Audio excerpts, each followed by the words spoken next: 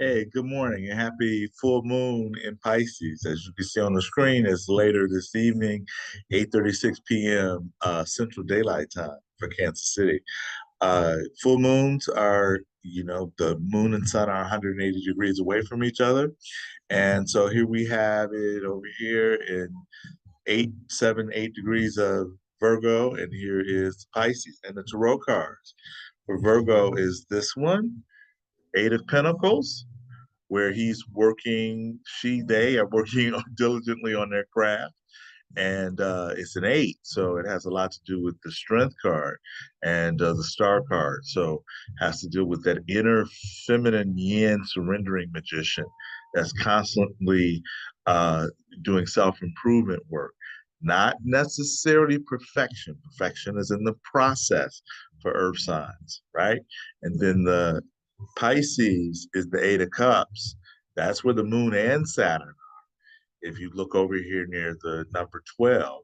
And so there is those eight cups of different individual emotional experiences that have been set in order. So there's been some reflection needed, or going to the mountains in that loyal to one's inner truth and authenticity of action and thought and feeling, that color red, that cloak or that wear is a lot to do with the root chakra, getting to the root of the matter. And so craft, self-improvement, precision, and then being able to walk away or to leave situations where there's no more evolution or growth or emotional uh, exchange or sustenance. And so you're going to go find it. You're retreating. And remember, with all these retrogrades, here's Saturn, here's Chiron, here's Uranus, here's Venus, and there is Mercury and Pluto over here. So all of these retrogrades indicate a retreating. Take all of the words that planets stand for, where Venus stands for equilibrium or harmony, that's birthed out of equilibrium.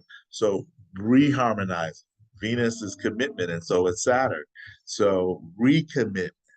I like resolve, where you resolve, where you look at something from a different egocentric perspective, also known as the will, that intentional part of our ego that sets up the dynamic of what it would like to manifest and create.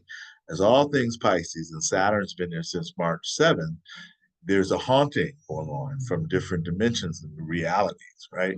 So there can be this bittersweet or this aroma, this atmosphere. Saturn brings in this Eight of Cups, where it may be a voluntary loss, but that doesn't mean that it's any less painful.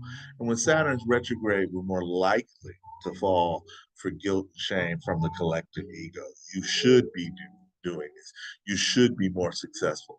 But the trick with Pisces or in Hack and the Aquarius age that we're going into is that there is, let's redefine, let's not even use, there's an RE, redefine success and failure.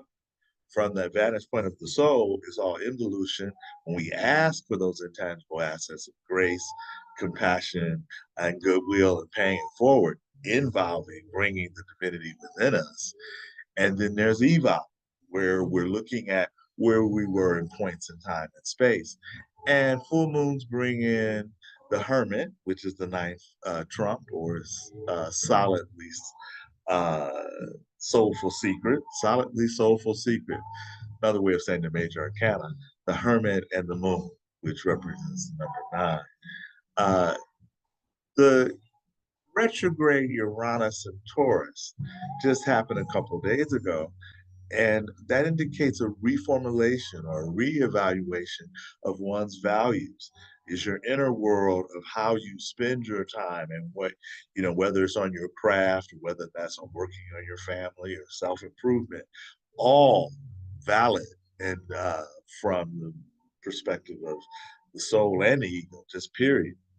And as we align with our intention to recommit or reformulate or resolve uh, our presentations to the world. And the more that we understand the process of Uranus and Taurus that is not going to shake any foundation that it can withhold.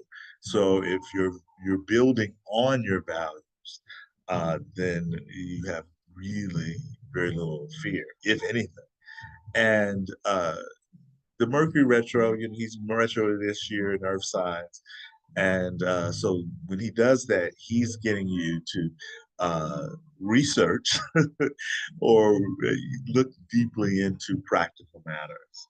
And with it being in Virgo, the practical matters is the earth, uh, our physical bodies, our way in which we keep ourselves running precisely and efficiently. And the Venus in retro is, as we talked about, commitment. But with her being in Leo, it's coming from the heart, being able to know what our heart is wanting. Earth and heart have the same letters. There's a new blog that I wrote on Belief is Not Required if you want more information.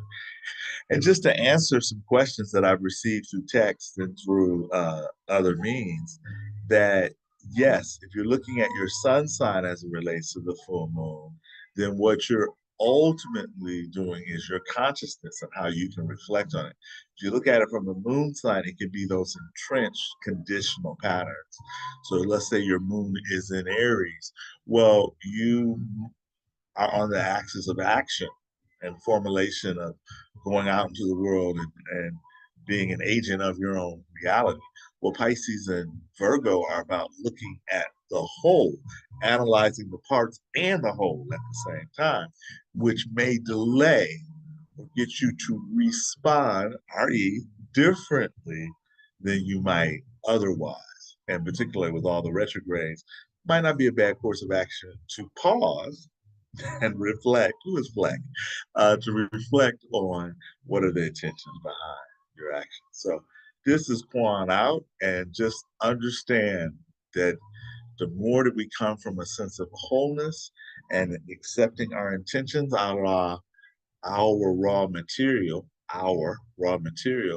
we can co-create our reality in ways that is beneficial for us and those of us who are joined by our roots. Be sure to subscribe to this channel as well as check me out on Instagram and my website. Subscribe there. Beliefisnotrequired.com.